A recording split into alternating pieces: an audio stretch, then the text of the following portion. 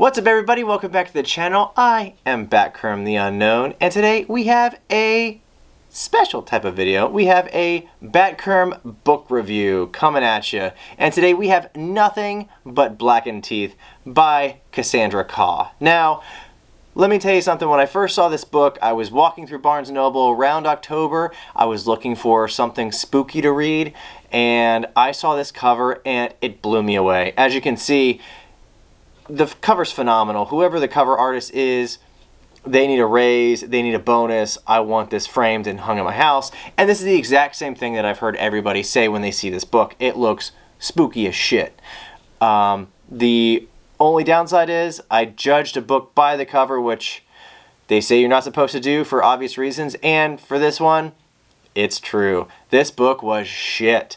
Don't waste your time on it. If you do, it's only 120 pages with 5 extra pages for an epilogue, but this book was crap. Literally, it sounds like the girl was trying to impress somebody, writing all these similes, having all these different it looked like GRE vocabulary words that she was pulling out, trying to have a huge descriptor or similes for the situation, but the dialogue between the characters was garbage. But speaking on that, let's go in to talk about the characters. They are awful. The main character, all she does is bitch, and act like she doesn't want to be there. Well, if you don't want to be there, why the hell did you go in the first place?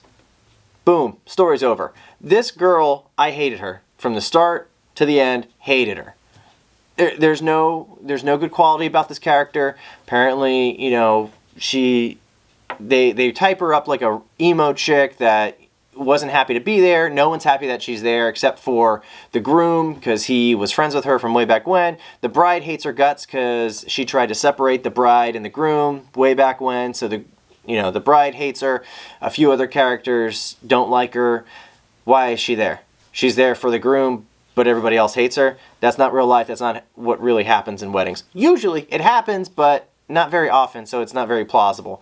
The groom, any of the other characters, they don't matter. They're all shit. They're one-sided. They're just god awful. But yeah, so basically they just fight. Again, the characters, I wish there was more for their dialogue. The writer of this book, Cassandra Khaw, she would have.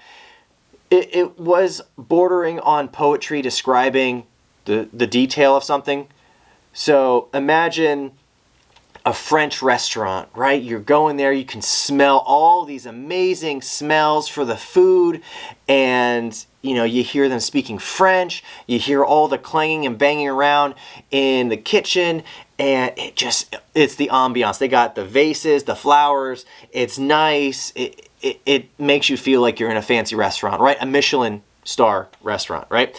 But then when it's time to eat and listen to the dialogue of the characters themselves, they just bring you out McDonald's on a tray, on a silver platter. It is shit. All they do is complain back and forth, bickering. There is no anything of substance with these characters with talking back and forth. It's just shit. It's just it's just not good. So the characters are all shit. Yeah, basically that's what happens. The groom goes crazy for a little bit. The bride is a bitch. She hates the main character, Kat. It's just not good. So characters, they're all shit. I don't care what happened to them. And I don't know if that's the point of the book or not, but they're all shit. They're all assholes. I didn't like any of them. They could have all fallen off a cliff. None of them touched my heart. None of them. The setting. So this is why I thought this book was going to be so great. You look at the cover of this book, and it's just spooky as shit, right? You got the stereotypical Japanese ghost, almost like The Ring. It's reminiscent of The Ring, Pulse, Grudge, all those spooky Japanese stories where it's the girl with the very pale skin, the black hair, nothing but blackened teeth. Like it's a book that should have written itself. It gives me goosebumps just thinking about that. But it never started, right? So the train never left the station. It just stayed there, or when it tried to go, it just fell over. Because the setup for the location of this, it's a haunted house, like I said earlier, where there were sacrifices done. They would take a woman possibly a bride, and they bury her in the cement alive as some sort of sacrifice. And they go into descriptors about the burying process, and it's really cool. That aspect is really, really cool, but there's nothing done with it. There should have been more. Later on, ghosts do start appearing in this house, which is awesome. The descriptors in this book are phenomenal on the setting. The pillars that are crumbling. There's a library in this mansion, and the writer, Miss Cassandra Khaw, goes on to describe how the books are falling apart, all the bugs and insects that have made their homes in these books. It's phenomenal, absolutely phenomenal. It's so spooky, just the setting itself. Now, when stuff starts to pop off, it doesn't make any sense. Spoiler warning, if you do start to read this book or not, take it, go sit down at Barnes & Noble for a little bit, sit with it. But one of the characters goes a little crazy, and he thinks he sees something in a book. He thinks he can fix something, so he runs up to this library, grabs a book, and he starts going and turning the pages, and he thinks he sees a way to fix a situation that happened. All the other characters, including the main character, look at the page, and there's nothing written there. And he talks about, like, you need blood, an organ or something, cum, and something else. Like, the guy's jerking off in the corner. So I don't know. So he's nuts. They know that he's nuts. The dialogue is shit between all the characters, like we already touched on. And they just let him do his thing. So he goes off, jerks off in the corner. He thinks that's going to break the spell and everything else. Or whatever happened, it's going to stop that. But they didn't see anything written in this book. He thinks he saw some, I don't know. It's like a descent into madness that they don't explain. Anyway, characters were shit. We already touched on that. But going back to the setting, when the ghosts do start appearing, the ghosts are very spooky. And they kind of describe, and it brings into the setting. But they weren't used. They mention, this, or this, or this, and that's it. So they don't give any background. You do have to spend a lot of time looking up what the word that was used in the book is. I'm a visual learner. I love Japanese ghost stories. I read a whole lot of them. Yokai, Yuri, like there's a massive classification of all these ghosts. But you can't just mention one of them and then not go into it. Or, you're saying the yokai are here, and then there's a kappa here doing this. There's a tanuki doing this. But they're types of yokai. So they don't explain all the ghosts. But let's get into that now. The ghosts. Now, the ghosts were really cool, like I already touched on with this. But the problem was Cassandra Khaw did not explain the ghosts. Now, if you look on the back of this book, it's got accolades from a whole bunch of other people and sources. But the problem is, she does use Japanese mythology or mention it, but it is literally just picking, putting in, picking, and putting in. She doesn't explain anything except for the one ghost that follows them around. It is basically the ghost in the cover. There is a ghost with nothing, no face or anything, and she is a woman and she has blackened teeth. I'm just going to go ahead and try to pronounce its name. It is an Ohagaru Batari. Ohagaru Batari. So I'm going to put the spelling up here on the screen so you can see it right here. And here is a photo of what it would look like. Now, these ghosts, the urban legend of it is in Japan, where this ghost is normally seen from behind, or it lures men or even married men.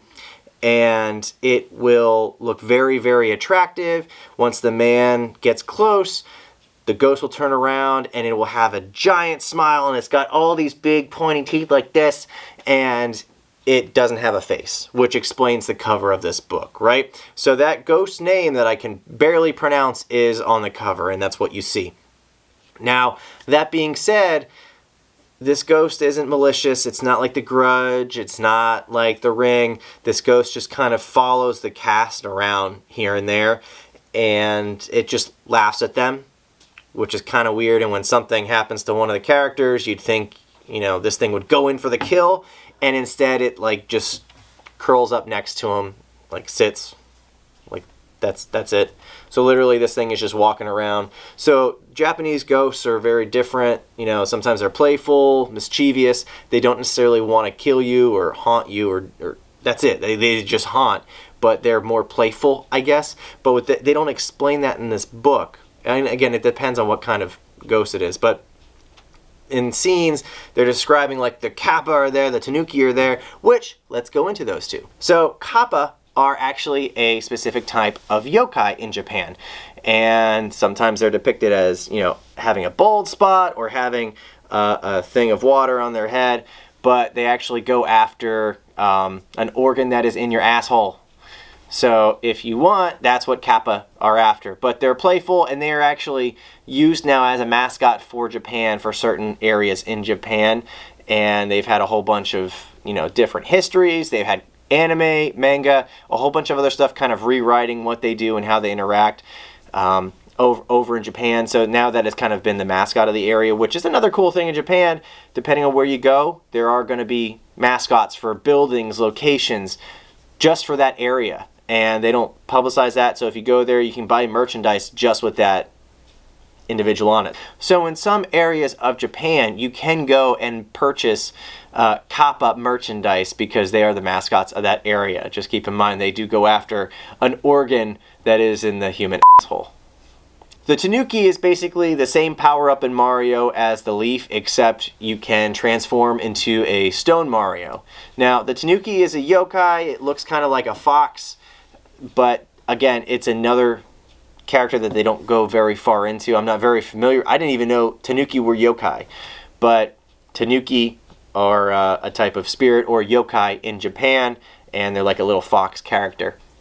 And my familiarity with the Tanuki is from Mario. So again, I knew what a Tanuki was because of Mario, but I had no clue that that was a yokai. Let's touch on yokai for a second. Now, yokai are a type of spirit in Japan, and they can range from everything from just playful, helpful, jerks, or horrible creatures. So we have Kappa, we have Tanuki, we have a whole bunch of others that are in there. I think there's like a couple different thousand of them. So there's, you know, some place in Japan, and they just, you know, classify all the different yokai that are around. And I think it's a mixture of Buddhism, Shintoism, and they kind of combined and created these characters. And some of them are seen throughout Japanese culture. They're seen at shrines, and depending on where you're at, they're kind of focused there. Kind of said, like I said, with Kappa, they are kind of seen as a mascot for certain areas in Japan. Different yokai are kind of seen like that. A few years ago, yokai were actually kind of focused on a TV show, a children's TV show here in the U.S. And in Japan, it's an anime called Yokai Watch, where a boy was entrusted with a special watch where he could actually see yokai.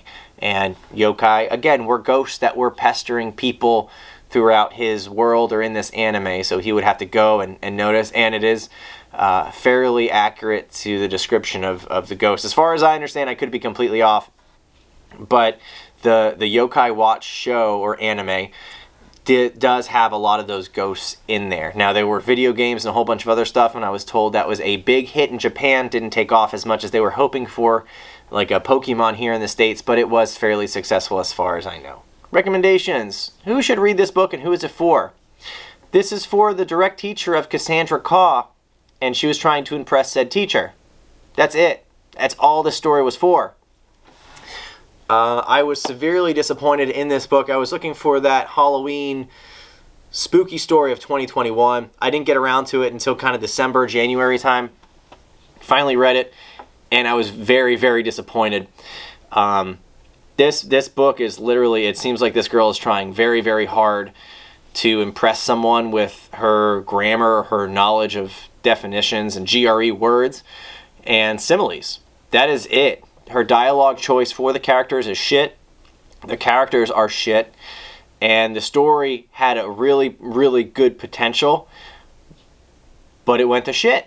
Nothing happened. Nothing made sense. And at the end, something happens and goes from there. For comparison's sake, I can only think of one other book that is very similar to this, which is The Stranger. Now, The Stranger is as far as I know, considered somewhat of a classic story. Something happens, good descriptors, and then the book ends. And it's got a beginning, middle, and end.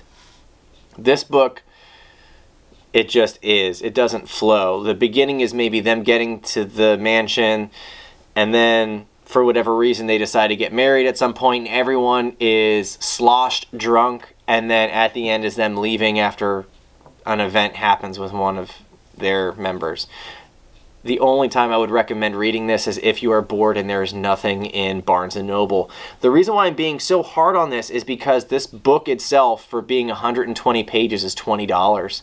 And for me paying that, I was expecting a little bit more. I could have bought a brand new Blu-ray. I could have bought a bunch of comics, and I could have bought an older game for PlayStation 4, Switch, or Xbox. So could have had a lot more entertainment in other ways than reading this book. So if you are only bored at Barnes & Noble, that's the only way you should ever read this book. It was awful. I was sucked into the cover. It just sucked. It was shit. Don't read it. Alright guys, let me know if you read this hunk of garbage. If you were drunk, it wouldn't make it any better. It would probably make it worse because you would be screaming. Let me know. I love horror movies. I love books. Let me know which one I should read next. There's a slew of them. I love Stephen King. He is up there, as well as Chuck Palahniuk. I'm Batkerm the Unknown, and this was a Batkerm book review. And I'll see you in the next one. Batkerm out.